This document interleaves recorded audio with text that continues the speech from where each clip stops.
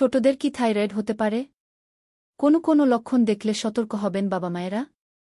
এই বিষয়ে কলকাতার চিকিৎসক অরুণাংশু তালুকদার জানাচ্ছেন, থাইরয়েডের সমস্যা শিশুদের ক্ষেত্রে প্রাইমারি ও সেকেন্ডারি হাইপোথাইরয়েডিজমেই বেশি দেখা যায়। শিশুদের কেন হয় থাইরয়েড? চিকিৎসকের বক্তব্য, শিশুদের থাইরয়েড গ্রন্থি ভালো করে তৈরি না হলে স্বাভাবিকভাবেই থাইরয়েডের ক্ষরণ কম হয়। তখন হাইপোথাইরয়েডিজমের সমস্যা বেশি হয়। তাছাড়া অন্তঃসত্ত্বা অবস্থায় মা যদি বিশেষ কোনো রকম ওষুধ খেয়ে থাকেন, তার পার্শ্বপ্রতিক্রিয়াতেও এমন হতে পারে। মুখ ফোলা লাগবে, গলার কাছে ফোলা ভাব থাকবে। পেশির গঠন মজবুত হবে না, পেট ফোলা লাগবে। থাইরয়েডের কারণে অ্যাম্বিলিকাল হার্নিয়াও হতে পারে শিশুর। তখন নাড়ির কাছটা অস্বাভাবিক রকম ফুলে থাকে। প্রতিকারের উপায় কি? শিশুর জন্মের পরই থাইরয়েড স্ক্রিনিং করালে ভালো হয়। তাতে সেরাম T4 আর TSH এর মাত্রা দেখে নেওয়া যেতে পারে।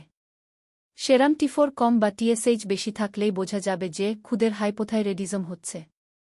ছোটবেলায় হরমোন থেরাপি করালে সমস্যা নির্মূল হতে পারে। জন্মের কয়েক মাস বা কয়েক বছর পরেও যদি হঠাৎ থাইরয়েড হরমোনের সমস্যা হয়, তবে লক্ষণ দেখে ওষুধের ডোজ নির্ধারণ করেন চিকিৎসকেরা। তবে চিকিৎসা খুব দ্রুত শুরু করতে হবে, না হলে শিশুর শারীরিক ও মানসিক বিকাশ ক্ষতিগ্রস্ত হতে পারে।